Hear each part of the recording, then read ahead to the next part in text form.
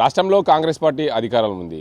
Senior Congress party నేతలు పార్టీలు వీడుతూ రాష్ట్ర ముఖ్యమంత్రిపై మాటల యుద్ధానికి దిగుతున్న పరిస్థితులు ఉన్నాయి.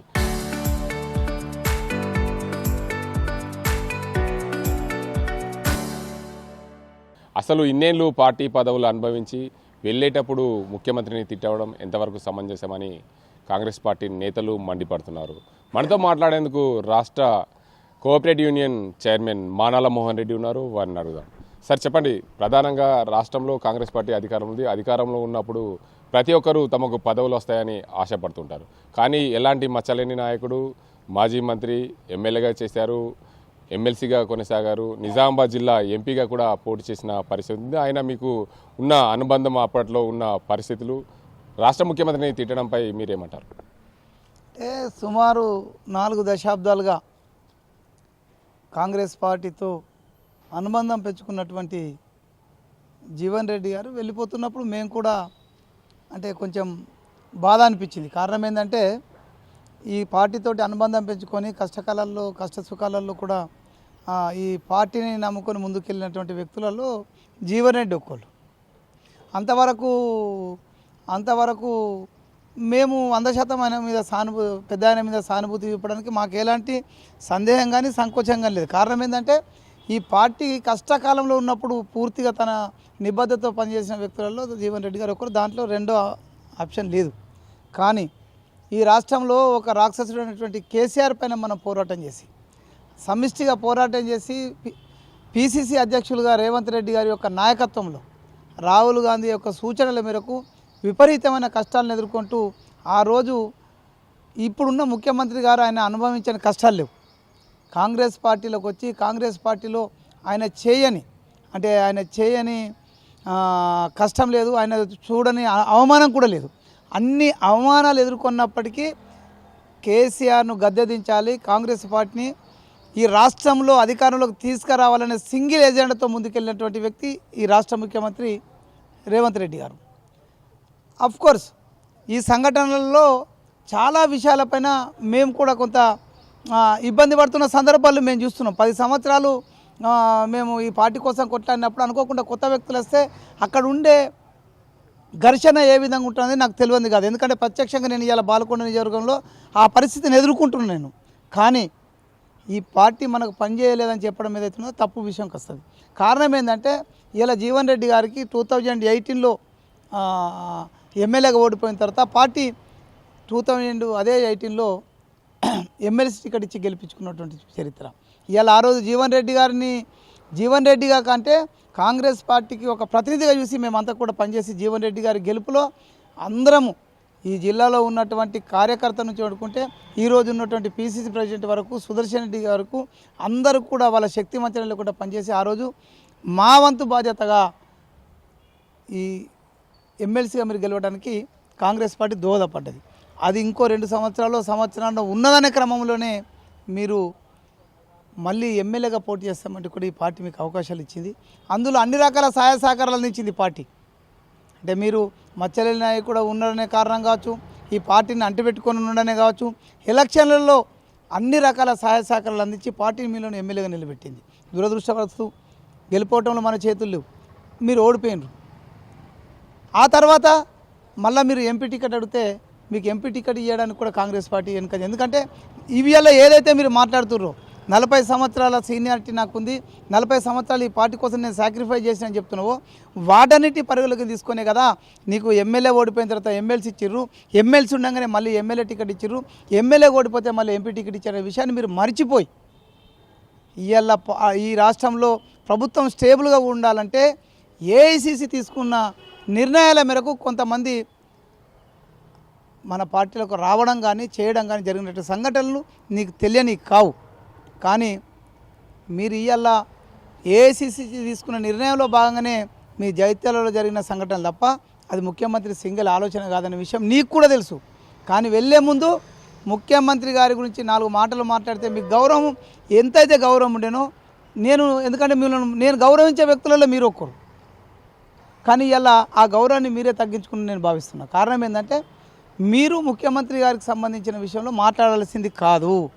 కారణం ఏంటంటే ముఖ్యమంత్రి గారు ఈరోజు ఈ రాష్ట్రంలో విధ్వంసమైనటువంటి వ్యవస్థలన్నింటినీ ఒక్కొక్కటిగా పునర్నిర్మాణం చేస్తూ ఈ రాష్ట్రంలో స్టేబుల్ గవర్నమెంట్ నుంచి ఈ రాష్ట్ర ఆర్థిక వ్యవస్థను అభివృద్ధిని ఏకకాలంలో సరిచేయాలని ఒక కార్యక్రమం తీసుకున్నటువంటి వ్యక్తి మీద నువ్వు లేనిపోని ఆరోపణలు చేసినావు చూడు, అది క్షమించరాంది. ఈ కాంగ్రెస్ పార్టీకి నువ్వెంత చేసినావో అంత డబుల్ కాంగ్రెస్ పార్టీ నీకు చేసిందనే విషయాన్ని నువ్వు మర్చిపోతే అది బాగుండదని సందర్భంగా తెలియజేస్తాను. ప్రధానంగా చూడొచ్చు, కాంగ్రెస్ పార్టీలో కొత్తగా వచ్చిన వ్యక్తులను రాజ్యసభకు పంపారు. వేం నరేందర్ రెడ్డి ఎవరు రాజ్యసభకు పంపడం, కాంగ్రెస్ పార్టీ ఎందుకు మమ్మల్ని విస్మరించిందని చెప్పి వేం నరేందర్ రెడ్డి పైన కూడా మాట్లాడిన పరిస్థితి. అంటే జీవన్ అన్న మాట్లాడినది చాలా శుద్ధ తప్పు. కారణం ఏంటంటే వేం నరేందర్ రెడ్డి గారు 2017లో రేవంత్ రెడ్డి గారితో పాటు కాంగ్రెస్ పార్టీలోకి వచ్చినటువంటి వ్యక్తి.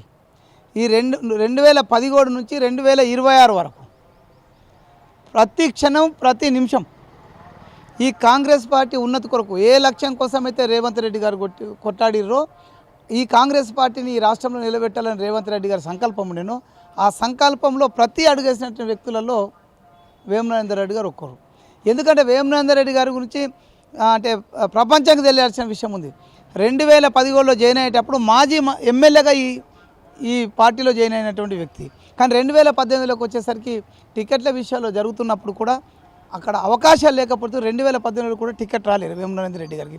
కానీ ఎప్పుడు జీవనన్నలాగానో ఇంకొకరిలాగానో ఎప్పుడు తప్పుడు మాటలు మాట్లాడలే కాంగ్రెస్ పార్టీ గురించి కానీ ఇంకా లీడర్ల గురించి కానీ. నీకు 2018 రాకపోతే అప్పుడైతే సందర్భం వేరనుకుందాం, కొత్తగా వచ్చి రాలేదని అనుకునేందుకున్నా 2023కి వచ్చేసరికి నువ్వన్నట్టే రేవంత్ రెడ్డికి అత్యంత దగ్గర ఉన్నకే సీట్లు వచ్చినాయి అన్నప్పుడు మరి నిజంగా రేవంత్ రెడ్డి గారు అనుకుంటే ఆయనకు ఎమ్మెల్యే టికెట్ ఇచ్చడానికి అవకాశాలు ఉన్నప్పటికీ ఒకటే మాట, ఎలక్షన్ చేసేది ఉంది మనము, మీరు ఎలక్షన్లో పోటీ చేయకుండా పార్టీ కోసం శ్రమించుర్రి, రేపు భవిష్యత్తులో ఈ పార్టీ మీ యొక్క ఉన్నతిని కాంక్షిస్తుందని చెప్తే ఒకటే మాట మీద ఆ రోజు వేం నరేందర్ రెడ్డి గారు ఎమ్మెల్యే టికెట్ అడిగినటువంటి వ్యక్తి కూడా పార్టీ నిర్ణయాల మేరకు సైలెన్స్గా మీకు తెలియంది కాదు. ప్రతి విషయంలో వేం నరేందర్ రెడ్డి గారు ఏ విధంగా ఇన్వాల్వ్మెంట్ అయ్యి మనందరినీ నీతో పాటు మనందరినీ కూడా సమన్వయపరిచి ముందుకు తీసుకెళ్ళిండో ఆ విషయం మీకు తెలియక కాదు. కేవలం రేవంత్ రెడ్డి గారికి అత్యంత సన్నిహితుడని నువ్వు చేసినటువంటి ఆరోపణ ఏదైతుందో అది శుద్ధ తప్పు. ఒకసారి గుర్తుంచుకోవాలా జీవనన్న, మీరు ఎంపీకి పోటీ చేయాలనుకున్నప్పుడు సాక్షాత్తు నాతోటి మీరు మాట్లాడిన మాటలు మీరు గుర్తు తెచ్చుకోరు. ఏమన్నారు మీరు? మోహన్ ఒకసారి సీఎం గారి దగ్గరికి వెళ్ళండి, అదేవిధంగా వేంతో మాట్లాడి మీరు ఎంత తొందరగా ఫైనల్ చెప్తే మనం అంత ముందుకెళ్దామని మీరు మాట్లాడిన మాటలు. మరి ఈరోజు నీకు ఇక్కడ ఈ కాంగ్రెస్ పార్టీతో వేం నరేందర్ రెడ్డికి సంబంధం లేదు అనే విషయం నీకు ఎట్లా కనిపిస్తుందో నాకు అర్థం కావడం లేదు.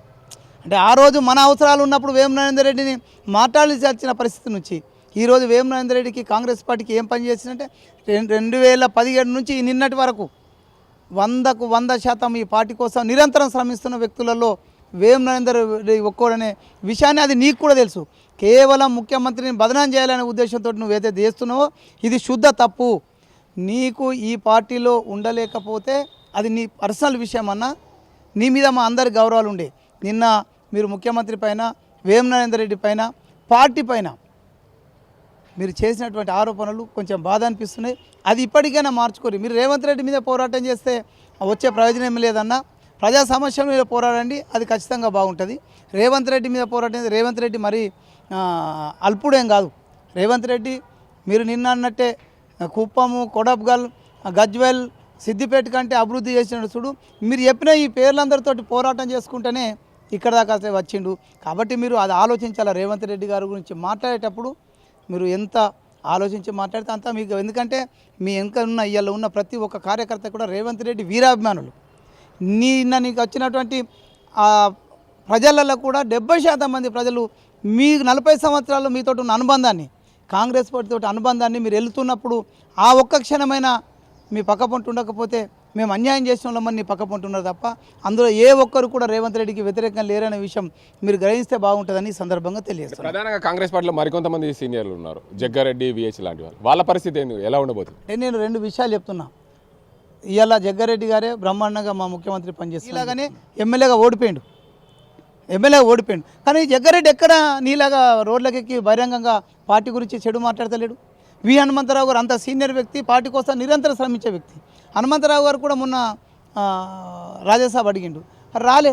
సందర్భము సమయమును బట్టి ఒకరికి వస్తుంది అనే విషయము 40 సంవత్సరాల నీ స్వీయానుభవంలో కాంగ్రెస్ పార్టీతో ఉన్న నీ అనుబంధాన్ని బట్టి ఇక్కడ ముఖ్యమంత్రి గారు చెప్తే వస్తానని నువ్వు అనుకుంటే అది పొరపాటు అవుతుందా కాదా?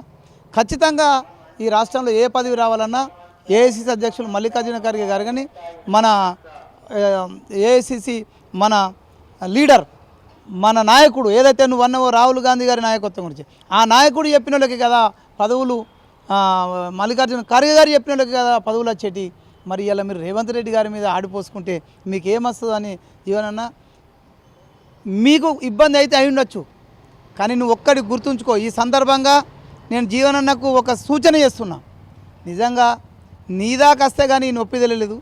మరి మేము అటువంటి బాధను భరిస్తున్న సమయాన్ని నీకు చెప్తే ఎన్నడన్నా నీలాగా నీ అటువంటి నియోజకవర్గాలలో కొత్తగా వచ్చిన వాళ్ళతోటి బాధ అవుతుందని మేము నీకు చెప్పినప్పుడు నీ గుండె మీద చేసుకొని చెప్పు. నువ్వు ఎక్కడన్నా స్పందించి ఆ కార్యకర్త కోసం కొట్లాడిందంటే చెప్పు.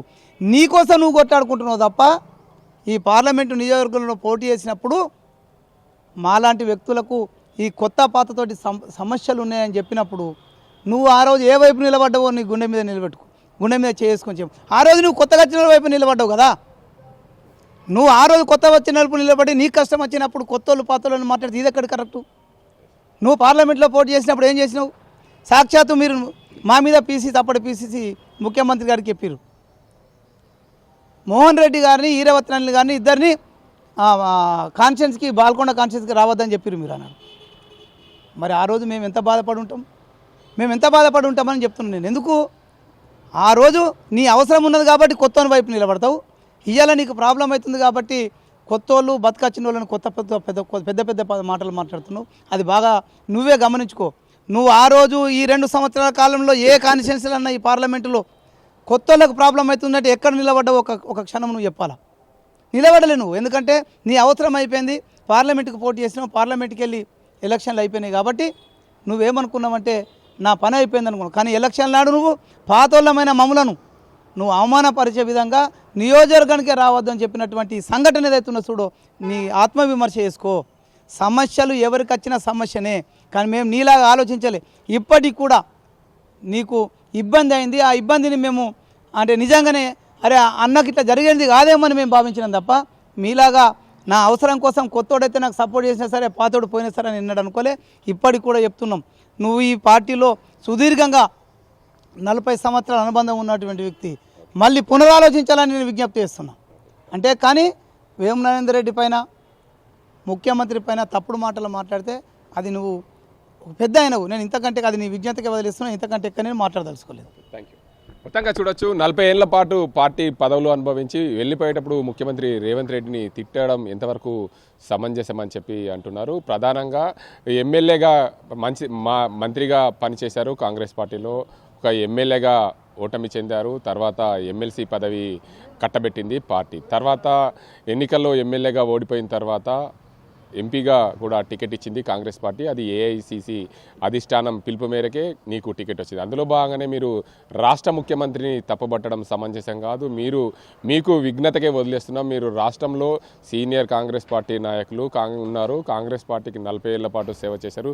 కొత్త పాత అనడంలో మీకు ఈ మాటలు అనడానికి వీల్లేదు. ఎందుకంటే మీరు పార్లమెంట్ పరిధిలో పోటీ చేసినప్పుడు కొత్త వ్యక్తుల దగ్గరికి వెళ్ళి అండగా నిలిచారు. మాకు పాత వ్యక్తులను రావద్దని చెప్పి ముఖ్యమంత్రికి ఫిర్యాదు చేసిన పరిస్థితులు మీరు గుర్తుంచుకోవాలి. ఖచ్చితంగా రాష్ట్రంలో పరిస్థితులు ఉంటాయి. కాంగ్రెస్ పార్టీ నేతలను తిట్టడానికి కాదు, వెళ్ళిపోయేటప్పుడు అందరినీ గౌరవించి సముచిత స్థానంని గౌరవాన్ని పోగొట్టుకున్నారు అని చెప్పి నిజామాబాద్ జిల్లాకు సంబంధించిన కాంగ్రెస్ పార్టీ సీనియర్ నాయకుడు, అదే రాష్ట్ర cooperative union chairman Manala Mohan Reddy అన్న పరిస్థితులు ఇవి. ఇది ఇక్కడ పరిస్థితి. అజింతో గంగారెడ్డి RTV నిజామాబాద్.